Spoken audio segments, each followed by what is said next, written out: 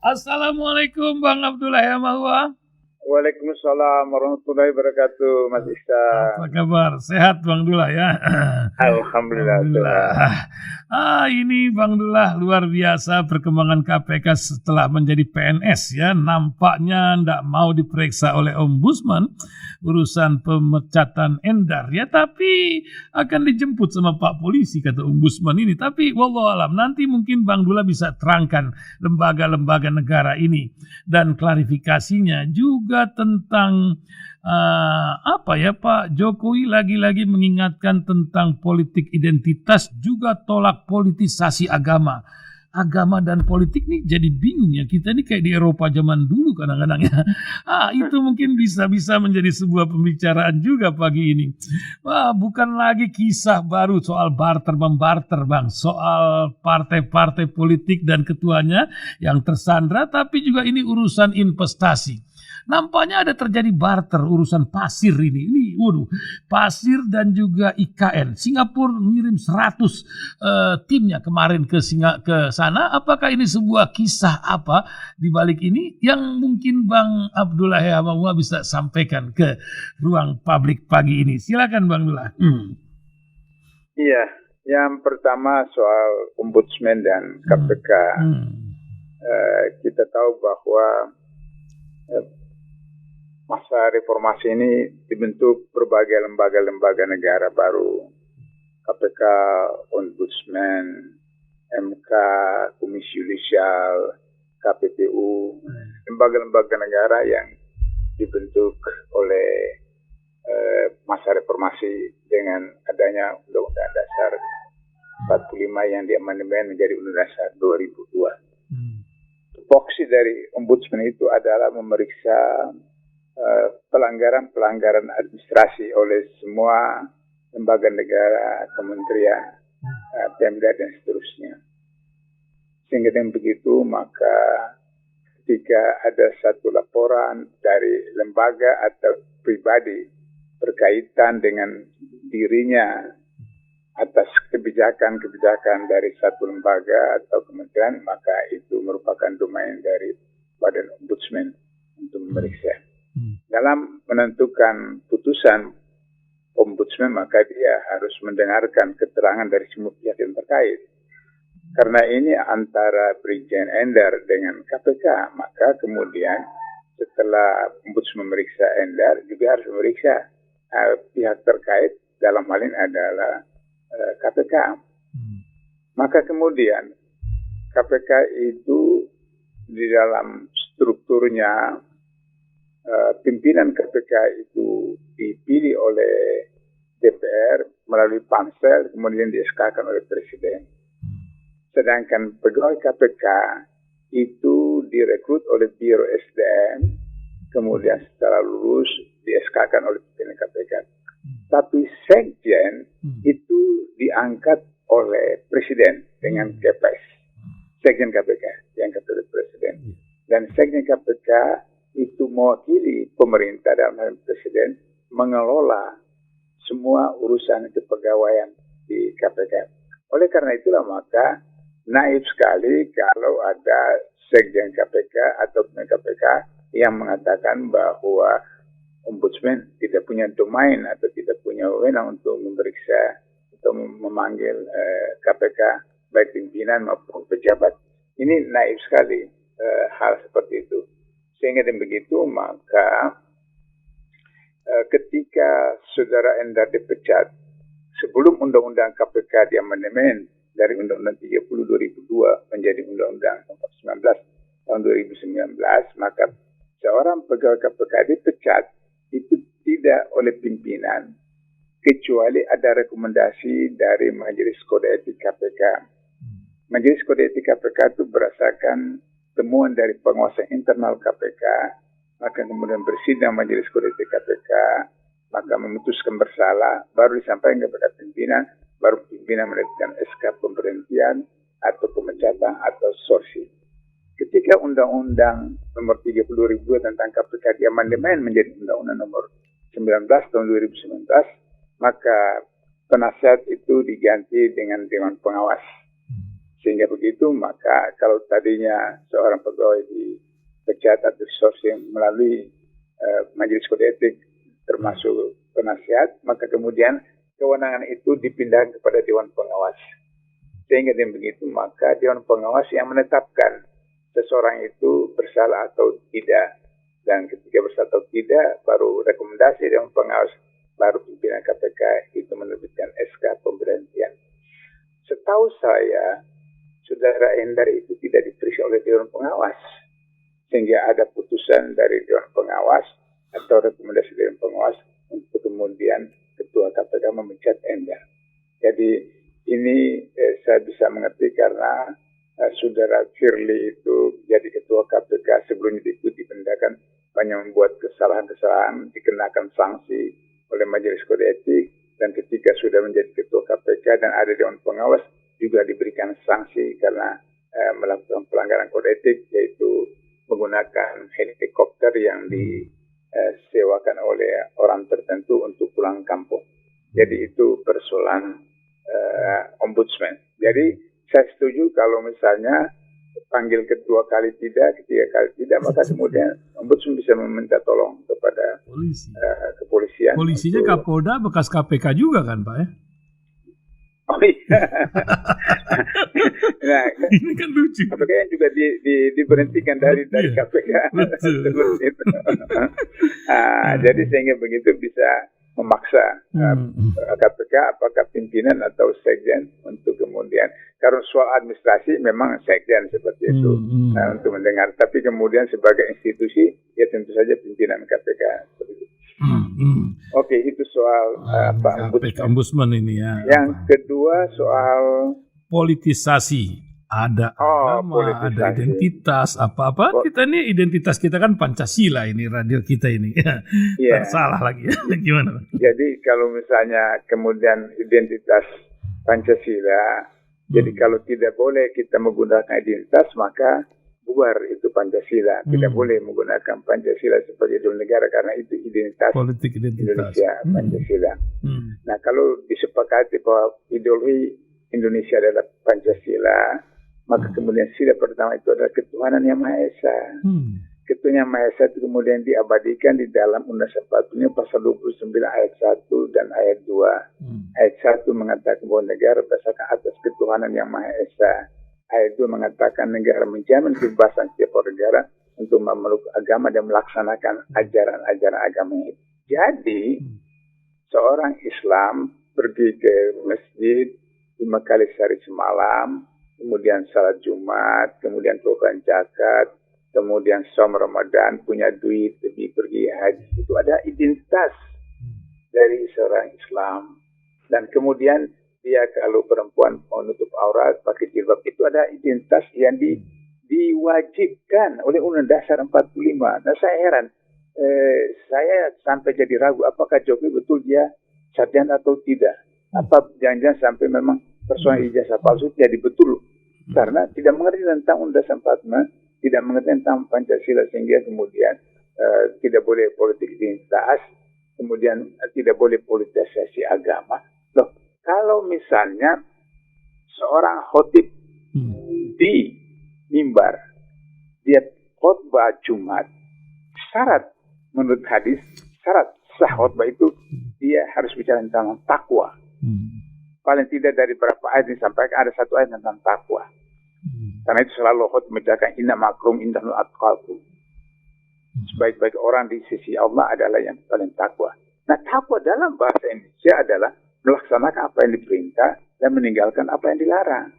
Maka kemudian ketika apa yang diperintahkan yaitu bahwa orang Islam itu harus dipimpin orang Islam yang mukmin, tidak boleh dipimpin oleh orang kafir dan seterusnya. Itu takwa. Seperti itu. Jadi, kalau dia tidak boleh mengatakan hal seperti itu, berarti tidak memenuhi persyaratan untuk khotbah Jumat. Dulu tahun 81 Asisan, ada peristiwa pembajakan pesawat Oila, betul. tahun 81. Terus kemudian Departemen Agama itu mengundang tokoh-tokoh Islam, ormas Islam.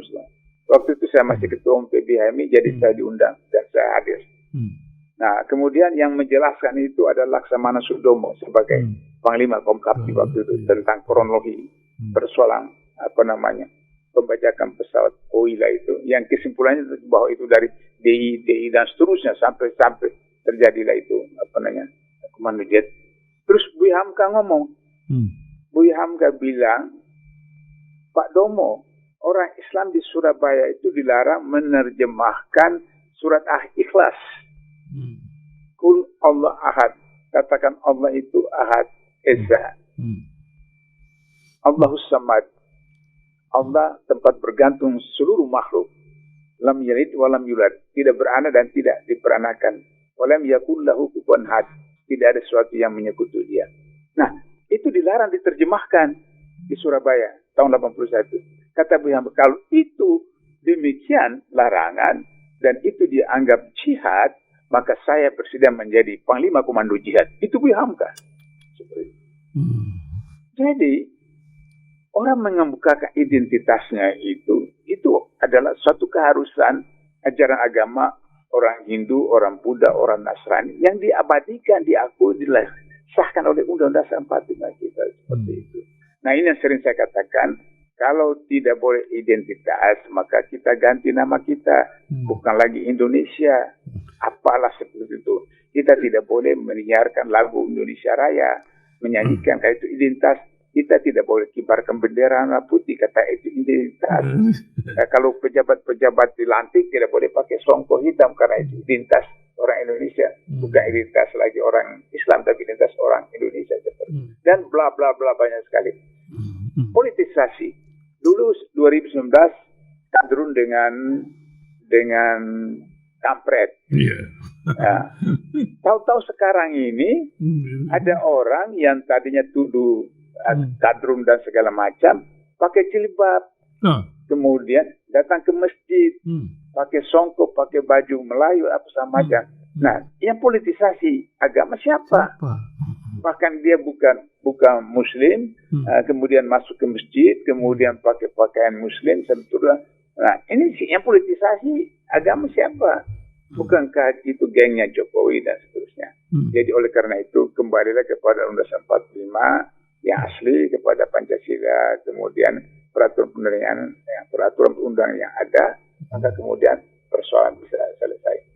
Oke, yang ketiga masalah barter-barteran ya, sekarang lagi barter. Ini kita dengar 2 hari yang lalu ada berita ekspor pasir dibuka dan harapan investasi Singapura mengucur. Ternyata benar, kemarin itu seratusan orang pergi ke IKN tentang ini. Nah, ini kan macam rezeki nomplok buat jiran kita nih, juga yang banyak dengar di sana. Bagaimana Bang Dula?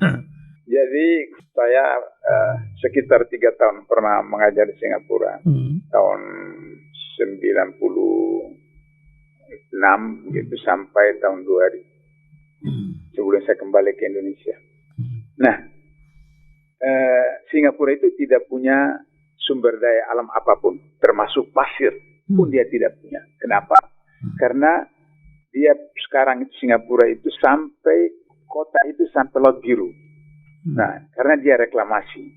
Nah, dia reklamasi pasirnya itu dari mana? Dari Batam. Batam bawa ke sana seperti itu. Nah, sehingga Singapura memang punya kepentingan. Kalau dia mau reklamasi untuk memperluas, sebab Singapura mau kemana lagi dia punya wilayah.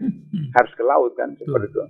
Jadi, bisa saja kemudian Singapura setuju itu untuk kemudian memperluas dia punya wilayah Singapura dengan pasir dari Batam, dari Riau, dari sepertinya. Tapi problemnya adalah bahwa apakah proses mengekspor pasir itu merupakan satu kebijakan dalam rangka mendatangkan income per kapita atau PDB bagi Indonesia, atau karena untuk bisa menyelesaikan tertunggak atau tergantung-gantungnya soal IKN yang Arab Saudi sudah mundur, kemudian Jepang mundur, investasi tinggal Cina saja, lantas kemudian dari 466 triliun untuk anggaran IKN itu sudah sekian puluh bangun infrastruktur jalan dan seterusnya seperti itu terkatung-katung seperti itu. Nah, apakah ini merupakan barter atau apa? Tapi persoalannya adalah siapa yang bertanggung jawab kalau nanti kemudian pasir diekspor ke Singapura sehingga kemudian terjadi abrasi di daerah Batam atau sesuatu, kemudian siapa yang harus bertanggung jawab? Nah, tapi saya bisa membayangkan bahwa orang Singapura itu fair. Apakah kemudian melakukan investasi di IKN, pertama soal status tanah yang di Penajam Utara itu masih bermasalah karena itu diklaim oleh Kabupaten Kutai Kertanegara sebagai itu ada tanah wilayah Kabupaten Kerajaan Kutai Kertanegara, itu satu. Yang kedua, bahwa temuan para geologi ternyata kemudian daerah Kalimantan Timur khususnya tidak aman dalam aspek keamanan lingkungan.